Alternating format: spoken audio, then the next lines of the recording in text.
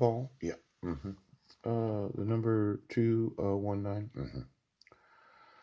Officers, employees acting as agents of foreign principals, whoever being a public official, is or acts as an agent for a foreign principal required to register with the Foreign Agents Registration Act of 1938. Or a lobbyist required to register under the Lobbying Disclosure Act of 1995 in connection with the representation of a foreign entity. As defined in Section 3(6) of that act, shall be fined under this title or imprisoned for not more than 2 years. Now, this idea of being the agent, yeah, I kind of like it.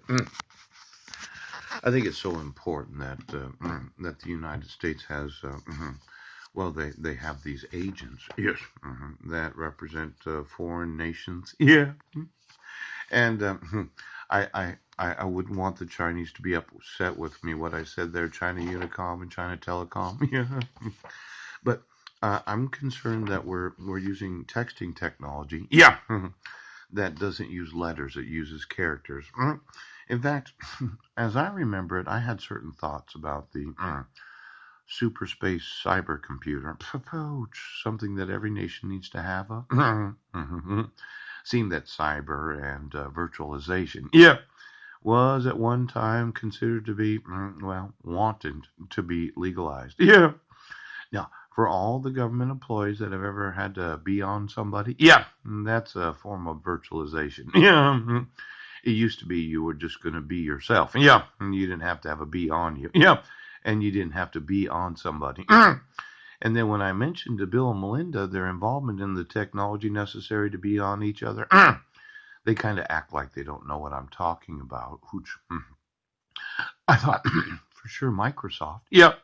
Steve Ballmer, Paul Allen, William Gates Sr. Yeah, they had some involvement in wanting to be the super top secret agents that could be on individuals and could listen in on their conversations without the use of a listening device. Yeah, they could see through their eyes without the availability of an actual video camera. Yeah, they could know your thoughts, and it might be that they had some sort of product that you had to ingest.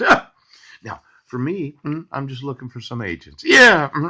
Now, did the Chinese in any way think to infect the actual thoughts of the American population using what is known as the texting technology of the Chinese residents? Yeah.